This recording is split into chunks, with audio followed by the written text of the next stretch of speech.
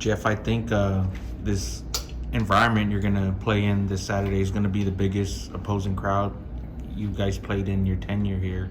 What, you guys preparing anything special for that type of environment?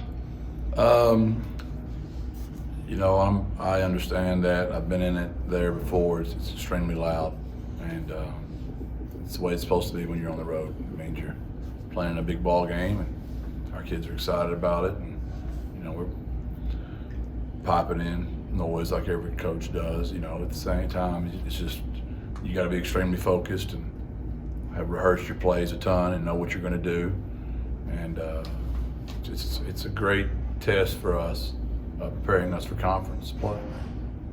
Has Demetrius Allen been able to get back in the mix and practice the past couple of days? How's he look? He's been out there some, and looks like a young man that's not been playing a ton.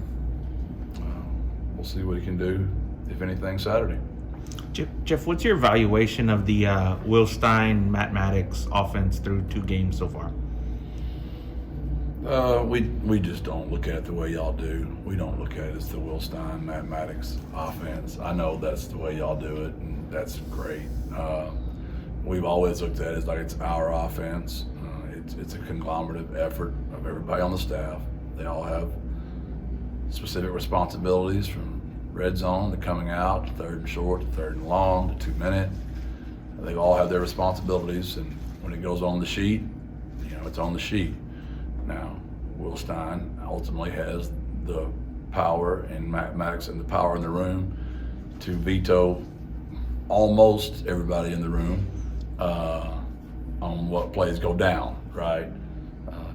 We've had some unfortunate injuries up front on the line, which have made us have to play a way we don't necessarily desire to play, but I think they're doing a very good job of doing what coaching is, which is adjusting to what your personnel is on the field. When you look at Texas from last year to the first 2 games this year, what stands out of where they've really improved? Interior, they're different. I mean, they're really experienced on the D line, and on the O line, they're just way more massive. I know they're playing some younger kids, but they're as good a players as there are in the country for their position. So I would say interiorly, and I've always thought that Bijan and Roshan are 2 of the best backs in the entire country. I've had tons of respect for them for a long time, and nothing I've seen a video has made me change my mind for dang sure. They're really different backs.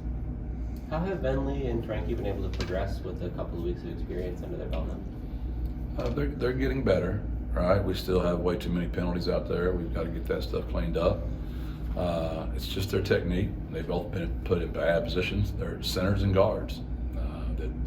We had 4 guys go down. We've got 2 freshmen we feel really good about that we're going to try like heck, to redshirt and not burn up the 4 games.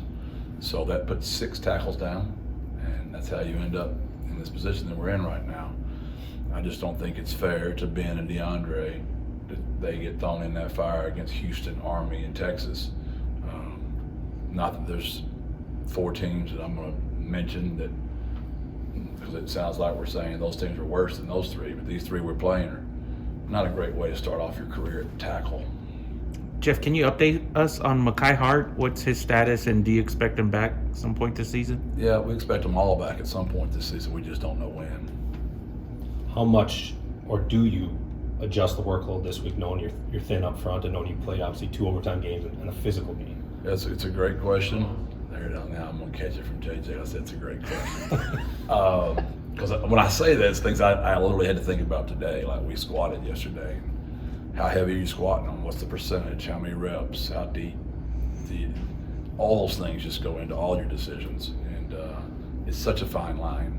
And I wish I could tell you I had that scientific magic formula. We're just doing our best to use our common sense and prepare so we're ready to go Saturday. We've talked about the running game and the scope of the offensive line, but how have your backs played so far? What's been your impression of Brendan Brady and Traylor Smith? We didn't protect our quarterback as well on game 1 as I wanted to, but that I still put that on coaching, not on those kids. Game 2, I mean, they brought boundary smash, and man, Trey stepped up in there, and that linebacker, just smoked him. But it wasn't lack of courage; it was just lack of physics. I mean, it was just so there. That's where I always start, is how they protect the quarterback. Second, we go to how they protect the football, which they've done a fantastic job of that, right? And they didn't have a lot of opportunity to really run the ball with success that first game, so that's hard to judge them. Some things that we look at as a coach are some of the best runs in football are 0 yards. It's just getting back to the line of scrimmage, and we don't want negative plays. So, do we protect our quarterback? Do we protect the football? And when you get your opportunity to make a play, did you? And then there's obviously the catching the ball in the backfield, which all those guys have done a fantastic job of that.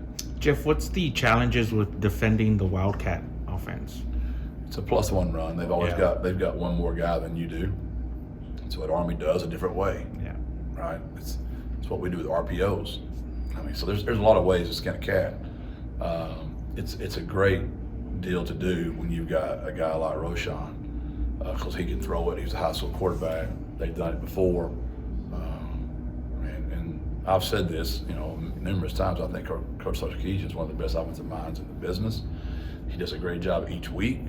Their schemes are sound. They're good for their kids. And I've stolen a lot of stuff from him through the years. I mean, I watch him almost every week when he was in his whole career. I've always kind of watched him.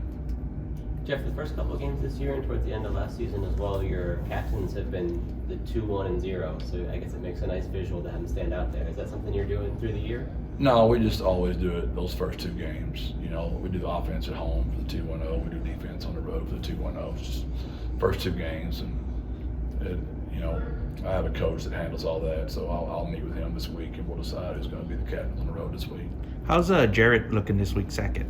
We just had a kick to win, and he just smoked that sucker from a long distance. We had everybody on the team out there throwing water on him and hollering and screaming at him, and he's fine. He hit the ball well that day. For 22 yards, it was down the middle. That last 17, I don't know what the heck happened. This is random, just a point of curiosity, but you mentioned last week that the Army fullback had never been stopped for a loss, and then you guys did it. Is that something you guys celebrated or talked about? Yeah. Is that a culture pillar violation? Probably. We thought to win the game, we had to win the turnover battle, which we did, and we had to stop that fullback, which we thought we did enough, right? So I was really proud of our kids for doing those 2 things. And yeah, our kids, they celebrated it, and we celebrated on video, and it's a big deal. I think it's the longest streak, I might be wrong, maybe ever in college football. That's what somebody told me. So, if I heard it, it has to be true, right? Is there a comparable prep for a guy like Bijan? Like, does the McBride kid, is he just a different style? Like, is there somebody in the last 3 years you've been here you can point to? No. That guy, he's as good as there is. I mean, he reminds me of Barkley from Penn State. I don't know, it's because of their lower body strength. What that is in my mind that makes me say that, really, that's who comes to my mind. And I've obviously never played against Saquon either. And Roshan is, they're both stocky, strong, physical backs. And they complement each other very well. And Coach Sarkisian does a good job of using both of them. Is there any way you can prepare or practice to tackle players like that, or do you have to focus on different things?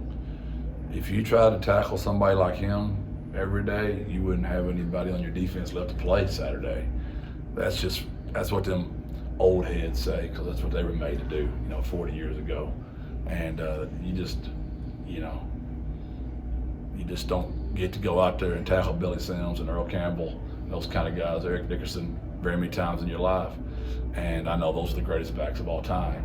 So I'm not trying to embellish this, but Bijan is as good a back as there is in college football, in my opinion. Jeff, you mentioned this 3-game stretch a few times this week. How important is it for you guys to get out of this week relatively healthy?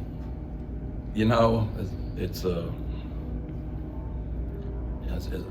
you should always pray for team health, right? But man, the three-game stretch we've gone through, we've taken a big hit at offensive tackle, but we just don't need to take any more hits.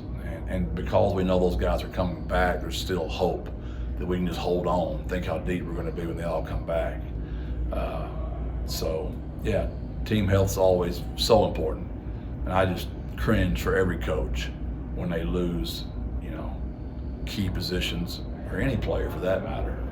But yeah, it's always important to us. Thanks, Jeff. Thank Thank you, y'all. appreciate it.